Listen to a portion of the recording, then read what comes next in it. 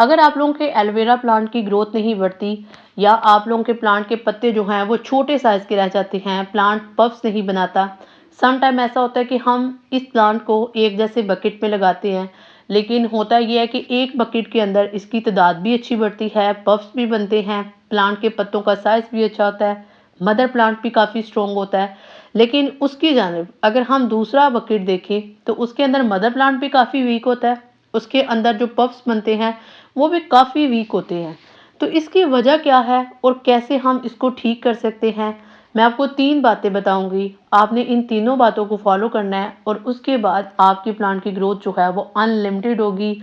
इसके पत्तों का साइज़ जो है वो आपकी सोच से बाहर होगा। आप ये कह सकते हैं कि इसके एक पत्ते के अंदर 300 से 400 ml के करीब जो है वो जेल भी निकल सकती है। अस्सलाम वालेकुम and welcome to another video. I hope कि आप सब ठीक-ठाक होंगे। अल्हम्दुलिल्लाह मैं भी ठीक हूँ। तो आज हम बात करने वाले हैं जी अपने प्लांट्स की ग्रोथ के ऊपर। मैंने आपको बताया कि मेरे पास 2 प्लांट्स थे, सेम बकेट के अंदर लगे हुए थे। एक प्लांट की ग्रोथ जो थी वो काफ़ी अच्छी है, उसका मदर प्लांट भी काफ़ी स्ट्रॉन्ग है, उसके साथ जो पफ्स बने हैं वो इवन डैट के इतने मैच्योर हो चुके हैं कि आगे वो भी पफ्स बना सकते हैं। और अगर मैं इस प्लांट को किसी बड़ी जगह पे लगाऊं या किसी ऐसे बकेट के अंदर लगाऊं जिसके अंदर चौड़ाई ज़्यादा हो, तो ये आगे बहुत अच्छी तादाद में फैल सकता है। तो आप ये कह सकते हैं कि इस प्लांट की ग्रोथ के पीछे कुछ वजूहात हैं। वो क्या हैं ये हम देखते हैं। अगर हम दूसरे प्लांट को देखें तो उस प्लांट के अंदर जो मदर प्लांट है वो भी वीक है, उसके पत्ते जो हैं वो बिल्कुल लटके से हैं, साथ में जो उसके पफ्स लगे हैं उनकी भी कंडीशन कुछ ख़राब सी है। इवन डैट के एक तो प्लांट को मैंने अभी टच ही किया था तो वो प्लांट जो था वो जड़ से निकल गया था, जड़ उसकी अंदर रह गई है और स्टेम उसका बाहर निकल गया है। इसकी वजह क्या है? असल में इन दोनों प्लांट्स के अंदर सिर्फ एक चीज़ का डिफरेंस है और वो चीज़ है जी मट्टी। जिस बकेट के अंदर प्लांट्स की ग्रोथ नहीं हुई उसकी अगर हम मट्टी चेक करें तो ये बहुत ज़्यादा हार्ड है। अक्सर हम इस बात को इग्नोर करते हैं कि एलोवेरा को हम किसी भी मिट्टी के अंदर लगा देते हैं कि ये ग्रोथ कर जाती है। ये बात सच है कि ये ग्रोथ ज़रूर करती है, लेकिन ये अपनी तादाद को नहीं बढ़ाती, ये अपने लीव्स के अंदर जेल को नहीं बढ़ाता। ये जो प्लांट है ये अपनी ग्रोथ को स्टॉप कर लेता है। तो सबसे पहले जो इम्पोर्टेंट चीज़ है, आपने हमेशा वो मिट्टी लेनी है जो बिल्कुल नरम हो। अब ये जो प्लांट था ना, इसकी मिट्टी बहुत ज़्यादा हार्ड थी। अगर हम हार्ड मिट्टी की बात करें तो इसके प्लांट को बहुत सारे नुकसानात होते हैं। जो पहला नुकसान होता है वो ये होता है कि प्लांट्स की रूट्स बाउंड हो जाती हैं। वो ज़मीन के अंदर से अपनी एनर्जी को नहीं लेती। जब वो ज़मीन के अंदर से न्यूट्रिशन को नहीं लेती तो प्लांट को एनर्जी नहीं मिलती, और जब प्लांट को एनर्जी नहीं मिलती तो उसकी ग्रोथ जो है वो स्टक हो जाती है। जो सेकंड नुकसान ये होता है कि जब हार्ड मिट्टी होती है वो ऊपर एक लेयर बना देती है और बाहर से नाइट्रोजन और हवा ये मिट्टी के अंदर नहीं जाती। जब हवा मिट्टी के अंदर नहीं जाती तो हमारे रूट्स को ऑक्सीजन की कमी हो जाती है। तो इस वजह से भी सम टाइम हमारे प्लांट्स जो हैं वो डाई कर जाते हैं। इसके अलावा क्या होता है कि जब मिट्टी हार्ड होती है तो जो मिट्टी के अंदर बैक्टीरिया या फंगस होते हैं, इसके अलावा बहुत सारे माइक्रो ऑर्गेनिज्म जो होते हैं, वो अपने लाइफ साइकिल को अच्छे से प्रोसेस नहीं करते। जब वो अपने लाइफ साइकिल को अच्छे से प्रोसेस नहीं करते, ऑर्गेनिक मैटर को वो डिकम्पोज नहीं करते, तो इससे भी हमारे प्लांट्स को एनर्जी नहीं मिलती। तो इन सारी वजूहात की वजह से हमारे प्लांट्स की ग्रोथ भी रुकती है और सम टाइम वो डाई भी कर जाता है। अब अगर हम इसके सॉल्यूशन की बात करें तो इसका सबसे अच्छा सॉल्यूशन है कि आप अपने प्लांट की रीपोटिंग करें।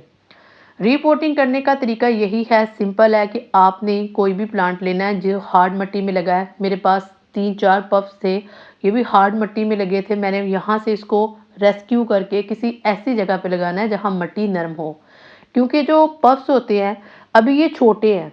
अगर हम इनको हार्ड मिट्टी में लगे रहने देंगे तो ये ग्रो नहीं करेंगे, ये कभी भी ग्रो नहीं करेंगे। जो मदर प्लांट होता है या कोई बड़ा प्लांट होता है वो फिर भी ग्रो कर सकता है, लेकिन जो छोटे बच्चे होते हैं वो ग्रो नहीं कर सकते। तो इसके लिए आपने क्या करना है, आपने इनको हटाना है और किसी भी मदर प्लांट के साथ जहाँ पे मिट्टी जो है वो वेल ड्रेन हो और सॉफ्ट हो, तो वहाँ पे आप इसको लगा सकते हैं। सबसे पहला तरीका आपने क्या करना है, आपने फोक लेना है। एक गार्डन फोक भी मिलता है, अगर नहीं तो आप हमारे घरों में इस तरह का चम्मच होता है, हम इसको ले सकते हैं। आपने क्या करना है, आहिस्ता आहिस्ता से बड़ी नरमी के साथ प्लांट की मिट्टी जो है ये उसको बुरबुरा सा करना है ताकि बाहर से हवा अंदर जाए और मिट्टी थोड़ी सी नरम हो। ये मिट्टी इतनी हार्ड हो गई है, और एक और बात हम अक्सर गलती करते हैं कि हम बार-बार जब एग शेल जो है वो अपने प्लांट को देते हैं, तो सम टाइम उससे भी मिट्टी जो है वो हार्ड हो जाती है। तो एग शेल अपने प्लांट को ज़रूर दें, लेकिन टू मच एग शेल ना दें, क्योंकि इसके अंदर जो कैल्शियम होता है, जो ज़ाहिर बात है कैल्शियम एक चूना है, और जो कैल्शियम होता है ये प्लांट की मिट्टी को बहुत ज़्यादा हार्ड करता है। तो आप लोगों ने ये काम नहीं करना, एग शेल दें, मस्ट दें, लेकिन तब दें जब आपकी प्लांट की मिट्टी के अंदर बहुत ज़्यादा पानी हो, या आप 6 माह के बाद एक दफ़ा दें, इससे ज़्यादा ना दें।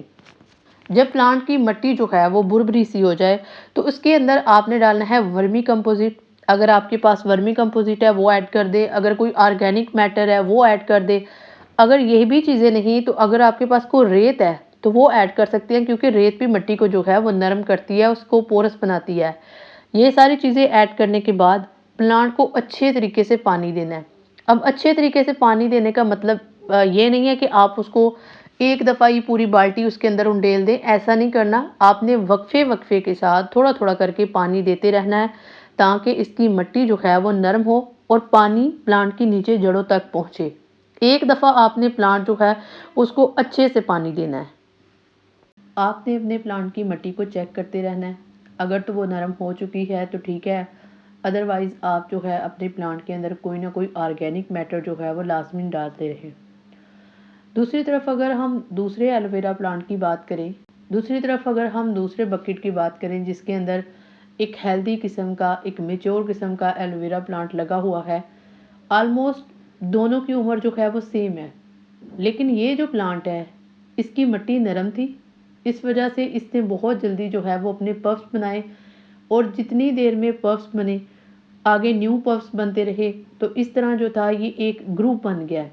अब ये जो प्लांट है इसको ज़्यादा एनर्जी की ज़रूरत है, यानी कि आप कह सकते हैं कि अगर एक फैमिली में 10 बंदे रहते हैं तो उनको खुराक की ज़्यादा ज़रूरत होती है एज़ कम्पेयर टू उस घर के जिसके फैमिली मेम्बर जो हैं वो थोड़े होते हैं।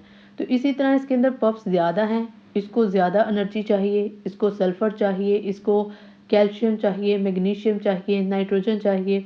आल्दो जो एलोवेरा प्लांट है इसको एनर्जी थोड़ी सी कम चाहिए होती है, बाकी प्लांट्स की निस्बत ये कम टेक केयर मांगती है।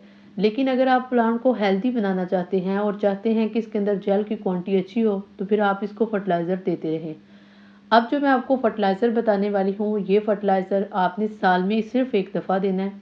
इसके अंदर सल्फ़र कंटेंट बहुत अच्छा है। ये ना सिर्फ प्लांट की मिट्टी को अच्छा करेगा, बल्कि आपके प्लांट को पेस्ट से भी बचाएगा।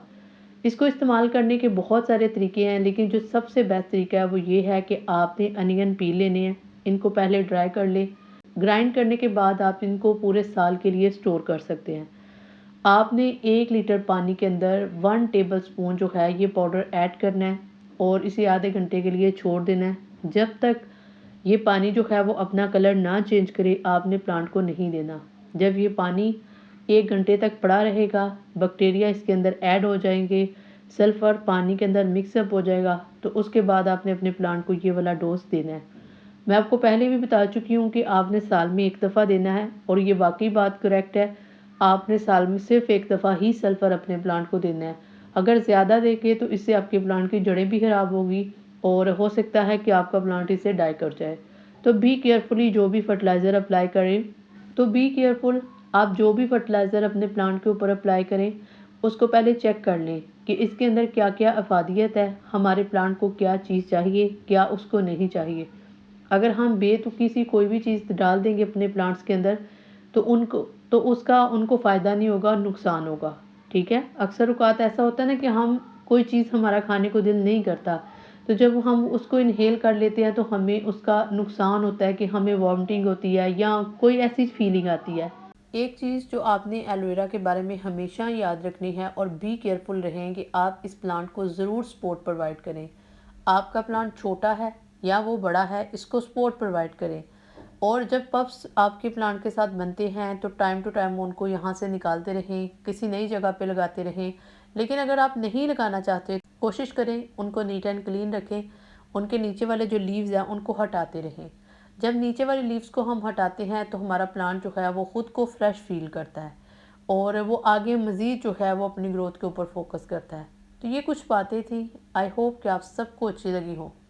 तो ये मेरी आज की छोटी सी वीडियो थी। आई होप कि आप लोगों ने इसको पसंद किया हो। अगर आप लोग इसको पसंद करेंगे तो इसको लाइक ज़रूर कीजिएगा एंड कमेंट सेक्शन में आप कोई भी क्वेश्चन है किसी भी लिहाज से आप पूछ सकते हैं। मैं कोशिश करूँगी कि मैं उसको सॉल्व करूँ और आप लोगों के सामने कोई नई वीडियो अच्छे टॉपिक पे लेके आऊँ। मिलते हैं किसी और वीडियो में, तब तक अल्लाह हाफ़िज़।